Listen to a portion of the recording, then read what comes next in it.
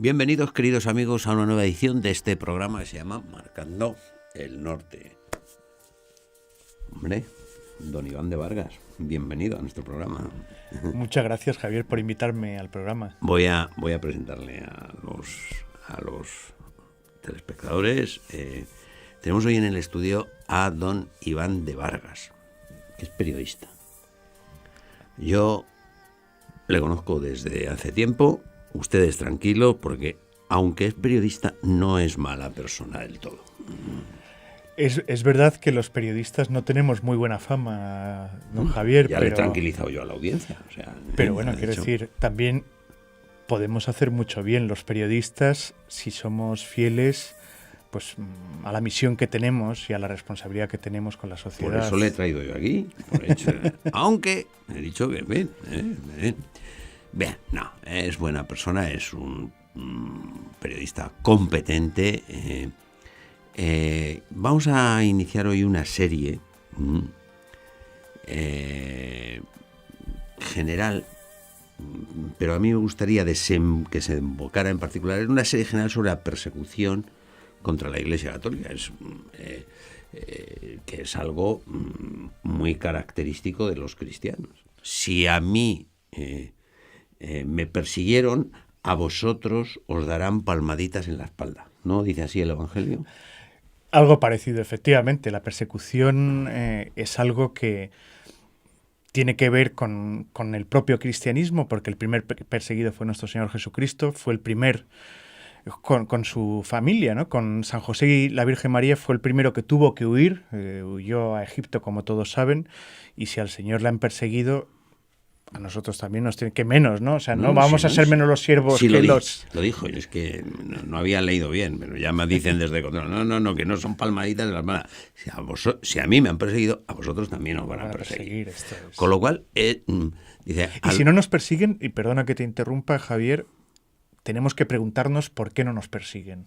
Bueno, ¿no? Si es un signo de nuestra identidad.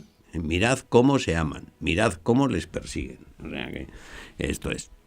Por lo tanto, esto es un algo con natural, bien. Y eso se ha dado en todos los siglos. A mí me gustaría hacer un recorrido por la historia, pero sí que me gustaría que desembocáramos en el siglo XX, porque es y en la actualidad, porque es un tema que Iván conoce muy bien, porque gracias o como consecuencia de su trabajo profesional, tú has visitado algunas de estas zonas más perseguidas en la actualidad. Así es. Fíjate, Javier, que hemos dicho que la persecución es una cuestión que tiene que ver con el cristianismo y que se da desde hace más de 20 siglos, 21 siglos en concreto, que son los que tenemos de historia cristiana. Y todo el mundo piensa en que la persecución, los mártires, los primeros mártires eran los del siglo I, de los primeros siglos. Pero no, mira, os voy a dar un dato. A los periodistas nos gustan los datos y yo quiero transmitir también a las personas que nos ven que solo en el siglo XX han sido perseguidas y han muerto por su fe, por ser coherentes, más de 40 millones de cristianos. El siglo XX es el de los derechos humanos, las libertades, Efectivamente. Tururú, titití. ¿Y cuántos dice? 40 millones de cristianos. Es decir, se han producido más persecuciones que en los primeros siglos, en el siglo XX. Y esto continúa todavía en el siglo XXI. Y a pesar de que es la época en la que más persecución religiosa hay, nadie parece enterarse. Nadie, es un fenómeno que está siendo silenciado. Y entonces yo agradezco la oportunidad que tenemos de dar voz a estos cristianos perseguidos, a estos hermanos nuestros que realmente están siendo coherentes y que son un faro luminoso que el Señor ha puesto en nuestro camino para despertarnos a los que estamos un poco adormecidos. Ya, pero yo les decía a los espectadores que usted los conoce de primera mano porque ha tratado con ellos pues en varios países, por decir uno muy cercano a nosotros, a solo 2 horas de donde nos encontramos, está en Argelia. En Argelia los cristianos, por el hecho de serlo, pasan todo tipo de dificultades. Es verdad que pues allí hay cierta libertad de culto, pero no hay libertad religiosa. hay una iglesia silenciada que es la iglesia que no existe, que son los conversos del Islam.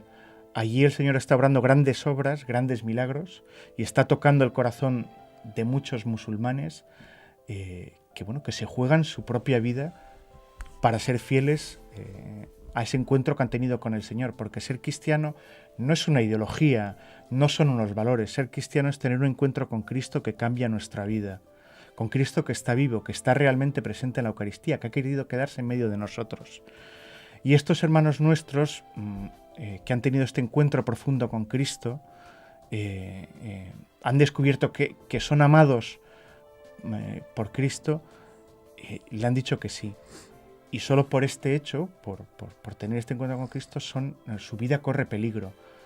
En concreto, me estoy acordando mientras estoy hablando contigo, Javier, de Isha, un musulmán converso desde hace más de 20 años que tuvo que dejar a su mujer y a sus hijos para ser fiel a Cristo y que está perseguidísimo y han atentado contra su vida en numerosas ocasiones. Hablaremos de esos casos concretos, pero estábamos repasando esos países donde usted ha estado, y por lo que yo le traigo al programa, porque claro, no es un conocimiento de oídas, sino de primera mano. Argelia, ¿qué más? Oriente Medio, por supuesto. Eso se lo ha pateado. Sí, he estado por supuesto en Tierra Santa, he estado en Jordania, he estado en Irak. Conozco estos países donde realmente la situación está ahora recrudeciéndose. Y luego, pues en África, en muchos países de África, también la persecución. Argelia es el norte de África, ¿no? Argelia es el país más grande de África después de la división de Sudán en Sudán del Sur y Sudán del Norte. Está en el centro de África. En realidad... Esto se presenta interesante. Es decir, ¿se los ha encontrado usted en otro sitio que...? En Turquía, por ejemplo. En Turquía, que quieren entrar en la Unión Europea...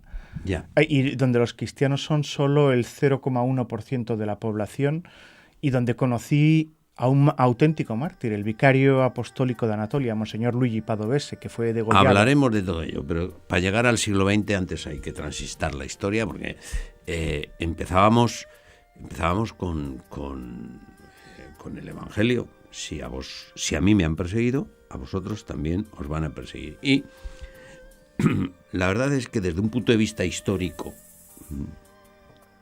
los cristianos tienen mala suerte en aparecer en la historia. Porque claro, hasta entonces todas las religiones y la organización de los estados no distinguía la separación de lo religioso de lo político. El faraón era Dios. Los griegos tenían un caldo mental con la religión y los dioses mitológicos que jugaban prácticamente al tute con ellos o se enfadaban con ellos, o eran incluso hijos de los dioses. Eso era una cosa realmente pero el cristianismo por primera vez dice aquello de dad al César lo que es del César y a Dios lo que es de Dios. Lo que pasa que el César, cuando aparecen los cristianos, se ha divinizado. Y entonces, los cristianos que quieren ser cristianos, pues quieren ser cristianos, quieren obedecer al César, pero no quieren adorar al César. Por eso, en la primera persecución ya son acusados de ser ateos, porque no adoran al César, y malos ciudadanos. ¿Está usted de acuerdo con eso? Sí, pero además, Javier, eso es algo que se perpetúa y precisamente es una de las causas de la persecución religiosa también en el siglo XXI. O sea, algo que sea... claro, ser cristiano exige una radicalidad, que es seguir a la persona de Cristo y su mensaje de esperanza que está contenido en el Evangelio, ¿no? Y, todos los emperadores, todos los gobernantes, todos los tiranos, lo que han querido es realmente sacar adelante sus propios intereses, que son el poder, que son... Claro, y eso va frontalmente contra el cristianismo, ¿no? Contra Entonces, a mí me parece, y es de lo que se nos sigue acusando, ¿no? De que somos malos ciudadanos, ¿no? O sea, de que No no cumplimos cumplimos sus leyes, claro, no las que obedecemos. no obedecemos sus leyes, no entramos por el pensamiento único, que es lo que nos quieren imponer, ¿no? Entonces, claro, como digo, lo que pasaba en los primeros siglos se sigue repitiendo y a mí me preocupa, porque sí, siempre nos han pedido que vivamos, bueno, cuando hay cierta libertad, se nos permite vivir nuestras creencias en el ámbito de lo privado. Ya. Bueno. Pero no en el ámbito público, por supuesto que no vaya a ser que... Pero como vamos haciendo este recorrido histórico a través de los siglos, tengo un poco de formación histórica, no sé si se ha dado cuenta, ¿no? Ocurre una paradoja, y es que los emperadores dicen, bueno, a estos tipejos que son ateos y malos ciudadanos se van a enterar, hay que eliminarlos. Pero les ocurre una cosa, que en lugar de eliminarlos crecen. Así es, don Javier. Esas son las primeras persecuciones. Es así, o sea, se nos están sublevando estos cristianos, tienen un mensaje subversivo, ¿no? Hablan de la cruz, hablan de la vida eterna, hablan de que el Señor resucitó, ¿no? Entonces, claro, son molestos, ¿no? Tenemos que eliminarlos, pero crecen. Y es que el propio Tertuliano decía que la sangre de los mártires es semilla de nuevos cristianos. Y es que cuando se vive con radicalidad y con coherencia el mensaje del Evangelio, es tan atractivo que hace que suscite nuevas vocaciones, que el cristianismo crezca con vigor.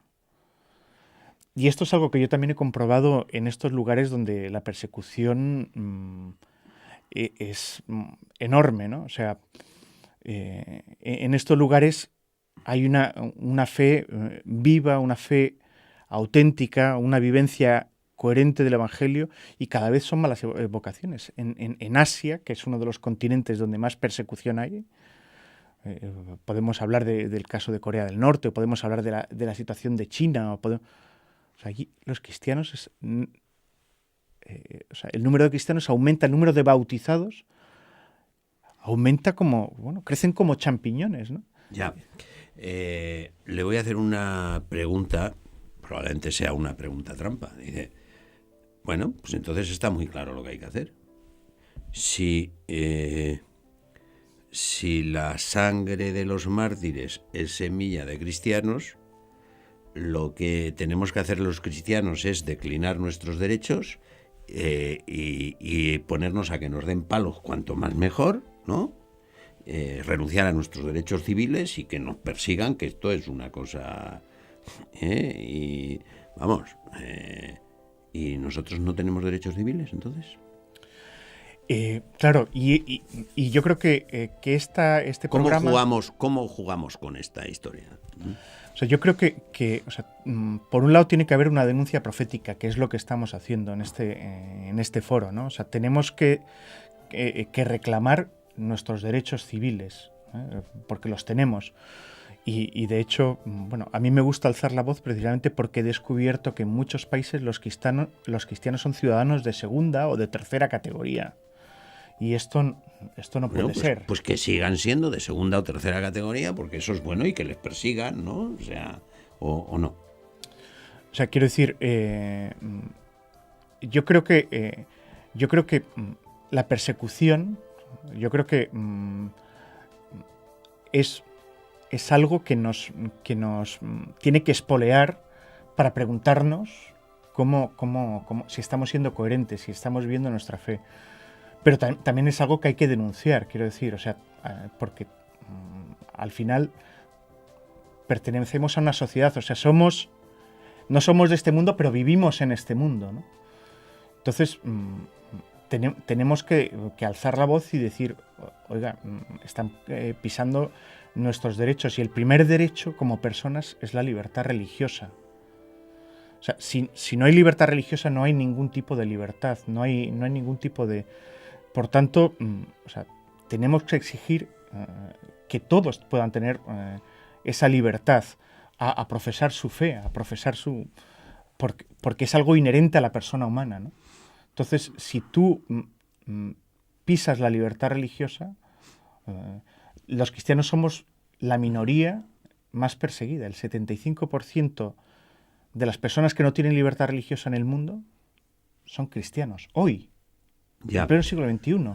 Hay otro argumento que se podría utilizar, que es el de la conveniencia, para que no nos persigan. Decir, oiga, mire usted, perdone, es que entre lo que ofrecían los chamanes de las culturas precolombinas, que era pues esto, sacar del corazón a la gente y tal, hombre, entre eso y el perdonar a los enemigos,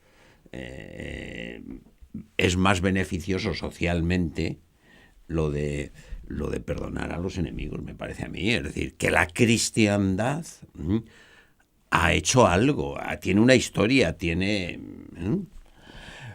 Fíjate, hay una frase del Evangelio que resuena muy fuerte en mi corazón, ¿no? Y es en el Sermón de la Montaña, ¿no? Cuando el Señor nos pide que recemos por nuestros... o sea, que perdonemos a nuestros enemigos y recemos por los que nos persiguen, ¿no? Y has puesto sobre la mesa un tema que para mí es fundamental, que es el perdón. Javier, esto es lo que nos caracteriza a los cristianos. Esta es la misión que los cristianos tenemos en muchos lugares. O sea, somos ese puente para construir una civilización y un mundo nuevo, ¿no? O sea, en otras religiones, por ejemplo en el Islam, no existe el perdón. Y en este sentido, el hecho de que desaparezcan los cristianos de Oriente Medio tiene una gravedad para el mundo actual tremendo, porque realmente, o sea, los cristianos somos catalizadores de un mundo más humano, de un mundo, pues, como tiene que ser, ¿no? De una humanidad nueva, ¿no? En la que es que nos estamos jugando el cielo, pero el cielo también aquí en la tierra. Claro. Bueno, algunos están orgullosos de inspirarse en Marx. Dice, yo soy marxista. Marx me dice lo que yo tengo que hacer en esta tierra.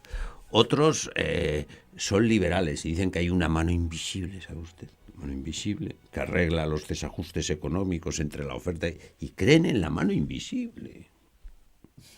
Y hay gente que no quiere creer en la eficacia de querer incluso a los enemigos. Y bueno, pues los cristianos nos inspiramos eso pues en Cristo. Es que este es el mensaje central, me parece, Javier. O sea, es posible un mundo mejor cuando tú amas al otro sin esperar nada a cambio, que es lo que hizo nuestro Señor Jesucristo. O sea, Dios nos ama con locura como somos, ¿no? Con nuestras limitaciones, con nuestro pecado, pero también con todos los dones y todas las gracias que Él nos da, ¿no? ¿Y qué es lo que busca el hombre? El hombre lo que busca es la felicidad verdadera.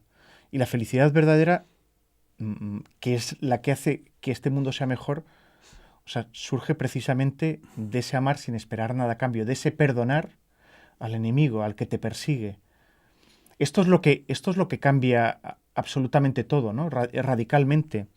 Me estoy acordando ahora mientras hablo de hermanos nuestros en la India. Claro, ellos han sido masacrados, ¿no?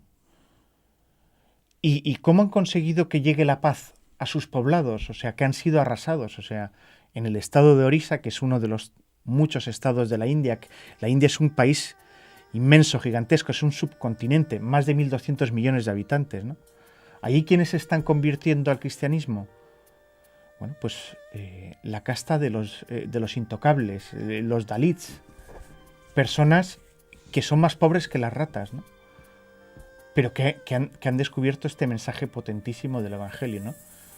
Claro, ellos han sido masacrados, pero han perdonado y aman a los que son gente de su propio poblado. Y este testimonio de coherencia, o sea, a mí me decían, ¿no? Me decía un obispo de allí, de Orissa, ¿no? me decía, claro, es que no entiende nada, o sea, nos han masacrado y nosotros les seguimos mirando a los ojos, sonriéndoles y abrazándoles. Sí, sí. Porque somos discípulos de Jesús de Nazaret. Y un discípulo de Jesús de Nazaret no puede no perdonar. Claro, qué gracia tienen, ¿no? Bien, vayamos a la historia. Vayamos a la historia, don Javier. Vayamos a la historia. Nos hemos quedado con los primeros cristianos, la persecución de los emperadores romanos, pero después se construye una sociedad cristiana, la cristiandad europea, hombre, que algunos beneficios en la sociedad establecen. Pues hombre, pues gracias a eso se hacen catedrales bonitas, por ejemplo. Universidades. Pues que se las han inventado la Iglesia, las universidades, Sí. por ejemplo. Y sin embargo, llegamos al siglo XVIII, 1789, Revolución Francesa, y bueno, surge una persecución y están tan convencidos que cuando muere Pío VI, los periódicos franceses anuncian su muerte, Pío VI y último. O sea, ahí tenemos ya dentro de lo que es el mundo contemporáneo otra persecución. Y bueno, ¿esto cómo es? Después de haber demostrado que vale, que hay frutos buenos. Esto, dice, porque al principio dice, bueno, es que no sabían, pero ahora ya saben. ¿Qué pasa? Pues fíjate, Javier, permíteme, que igual es un titular periodístico demasiado fuerte, pero precisamente ahí, en ese momento preciso, es cuando se empieza a revertir absolutamente todo y tenemos que denunciarlo, ¿no? O sea, la Revolución Francesa realmente ha sido lo que ha provocado la situación que estamos viviendo ahora. Es el origen, o sea, libertad, fraternidad, es el origen de todos nuestros males. O sea, es cuando entra en juego el modernismo que, bueno, y hay que decirlo con valentía, o sea, ha entrado también dentro de la Iglesia. O sea, el grave problema de los cristianos en Occidente, y por eso tenemos persecución religiosa y hermanos nuestros perseguidos, es la secularización interna de la Iglesia. O sea, nos hemos dejado llevar de los criterios mundanos que han sido propagados a partir de la Revolución Francesa. Y entonces no nos creemos la promesa más grande que nos ha hecho nuestro Señor Jesucristo. Y es que la muerte no tiene la última palabra. ¿Qué quiere decir esto? O sea, el Señor nos ha prometido la vida eterna. Y esto nuestros hermanos perseguidos hoy, en el pleno siglo XXI, lo saben. Y por eso no tienen miedo. Sin embargo, nosotros, esta civilización que ha surgido a raíz de la persecución y de la Revolución Francesa, nos ha amedrentado, nos ha hecho a los cristianos de Occidente, del Occidente cristiano, que surgió bueno, pues de ese imperio. Sí. Pues claro, nos hemos realmente dejado llevar por esos principios y ese es el gran mal. Pues, querido don Iván de Vargas, hablando de los prolegómenos de la persecución para llegar a la persecución que usted ha vivido, que usted ha visto, de la que ha sido testigo en primera mano, se nos ha ido el tiempo en este primer programa, con lo cual continuará, tendrá que venir. Yo le voy a dar las gracias por haber estado con nosotros en este programa. Usted adquiere el compromiso de continuar esta historia porque sola la hemos dejado empezada y, si me permite, voy a despedirme de los espectadores. Muchísimas gracias. Queridos amigos, muchas gracias por haber estado con nosotros. Decirles que nos vamos a poner a trabajar para que dentro de pocos días podamos ofrecerles una nueva edición de este programa que se llama Marcando el Norte.